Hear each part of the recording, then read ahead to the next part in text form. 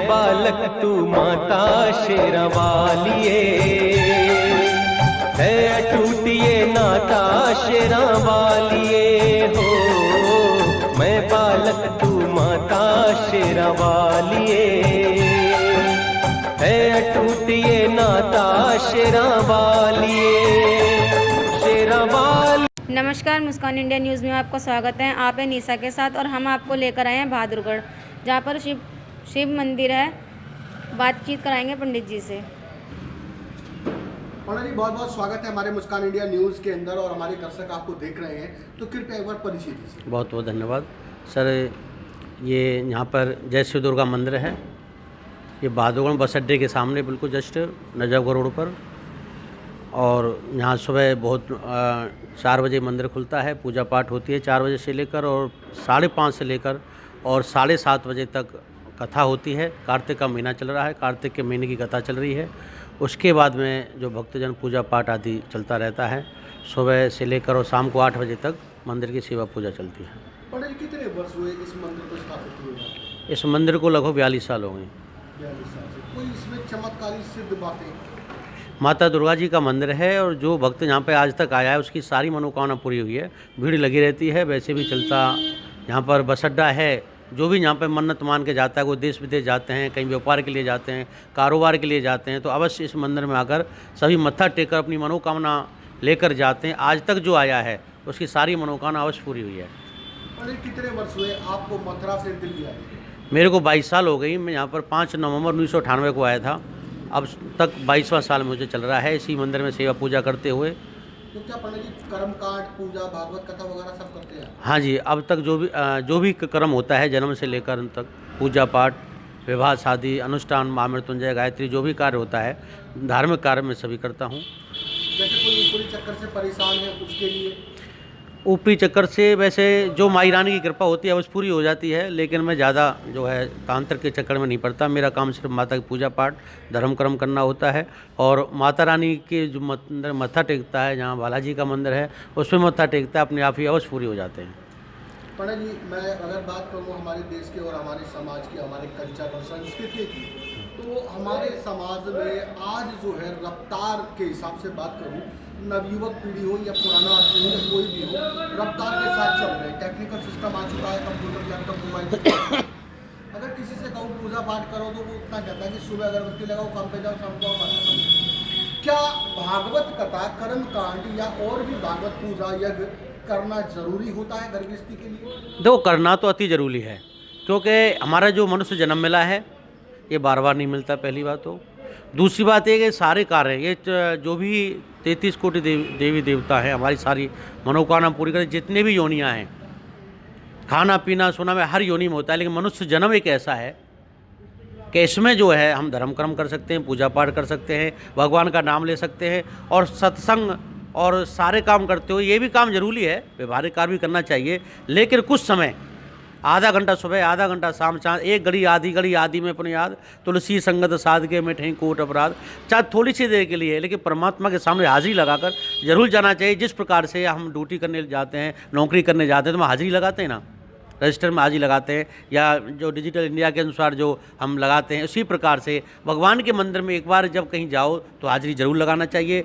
और अपना सारा कार्य हो जाए, शाम को भी आकर हाजिरी लगाना चाहिए कि आज जो हमने कार्य किया है परमात्मा हमारे शुभ कार्य करें, और जो सारे दिन में जो गलती यदि हो भी गई हैं उसको क्षमा करें। क्या भागवत कथा करवाने से रोजी रोजगार, घर की कलेश या संतान, क्या लाभ होता है? श्रीमद् भागवत का पाठ करवाने से तो सारी मनोकामना पूरी, घर में पितरों का दोष जो होता है वो अवश्य दूर हो जाता है। घर में किया कराया कोई भी, जैसे आपने पहले बताया कि कोई ऊपरी बाधा या कोई भी बाधा होती है, अवश्य पूरी हो जाती है। भागवत जो है वो एक समुद्र है।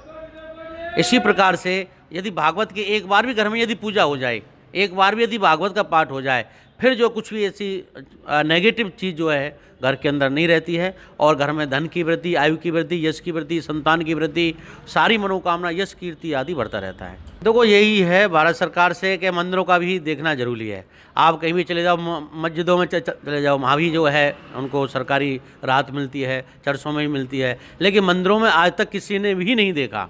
जहाँ तक लॉकडाउन हुआ था, मंदिरों का किसी ने नाम तक नहीं लिया, किसी नेता ने, किसी अभिनेता ने, किसी ने भी, क्योंकि पूजा पाठ करने वाले कोई तो ऐसा पंडित जी है चलो अपनी रोजी रोटी चला रहा है कोई, लेकिन बहुत से जो ब्राह्मण हैं ऐसे उनके पास खाने के लिए दाने तक नहीं थे, जो मंदिर में आटा दाल चावल आ जाता उसी से अपना गुजर पूर्ति करते। लेकिन किसी ने भी कोई भी आपत्ति आती है, कोई विपत्ति आती है, ब्राह्मणों को या मंदिरों में कोई भी आकर ये नहीं पूछता कि क्या परेशानी क्या है। तो मंदिरों का भी देखना चाहिए भारत सरकार को, यह चीज़ जरूरी है।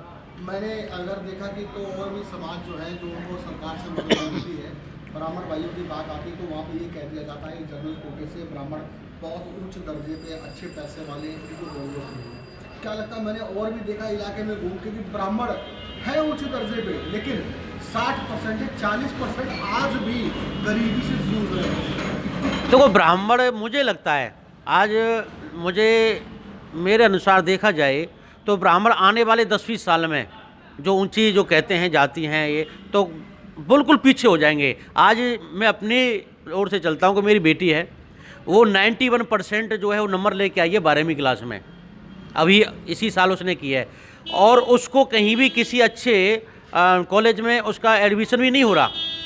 इससे बड़ी और क्या बात हुई। और मैंने देखा, और एक उसकी सहेली है, उसके जो है 88% नंबर आए हैं, वो थोड़ी सी कास्ट दूसरी हो जाती है, मैं कुछ नाम नहीं लेना चाहता, तो उसको 6% का डिस्काउंट ओबीसी में आती है, 6% का डिस्काउंट मिलते ही उसका नंबर तो आ गया। मेरी बेटी को 91% नंबर आए तब भी उसका एडमिशन कहीं नहीं हो रहा और उसका 88% में हो गया। तो मैं ये नहीं कह रहा कि वो भी मेरी बेटी है, ये बेटी है, लेकिन ये ऊंच नीच का जो भाव है इस हिसाब से चलता रहा तो कोई 70% का 80% के जो कमज़ोर बच्चे हैं उनको तो अच्छे जो है कॉलेजों में एडमिशन मिल रहा है, अच्छे पढ़ लिख जाएंगे, फिर उनको नौकरी भी जो है वो भी जो है डिस्काउंट मिल के उनका भी नौकरी भी लग जाएगी। और जो हमारे बच्चे हैं वो कुछ 10-20 साल में आने वाले समय पे वो काम हो जाएगा। नौकरी तो बहुत बड़ी बात है, उनको कहीं प्राइवेट नौकरी मिलना मुश्किल हो जाएगा। इसके अनुसार सबसे बड़ी जो दुर्लभ बात है, सबसे बड़ी ख़राब बात है हमारे हिंदुस्तान में, यही सबसे बड़ी बात हो रही है कि हम सबसे पीछे पिछड़ते जा रहे हैं।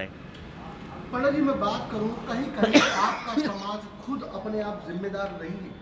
क्या मैं ब्राह्मणों की बात करूं, ब्राह्मण ठीक है उच्च दर्जे पे है, ज्ञानी है, बुद्धिजीवी, लेकिन आज ब्राह्मणों में एकता नहीं है। क्या लगता नहीं कि एकता ना होने के कारण ये कार्य हो रहे हैं? हाँ, ये भी सच्चाई है। यदि सभी मिलकर, क्योंकि ये 5 उंगली एक मिल जाएं तो बहुत कुछ कर सकते हैं, ये सच्चाई है, इस बात को मैं जरूर मानूंगा आपकी को। क्या कहना चाहेंगे हमारे ब्राह्मण भाइयों को एकता एकत्रित करने के लिए? देखो बिल्कुल करनी चाहिए। यदि इसी हिसाब से आप चलते रहोगे तो ब्राह्मण सबसे पीछे हो जाएंगे।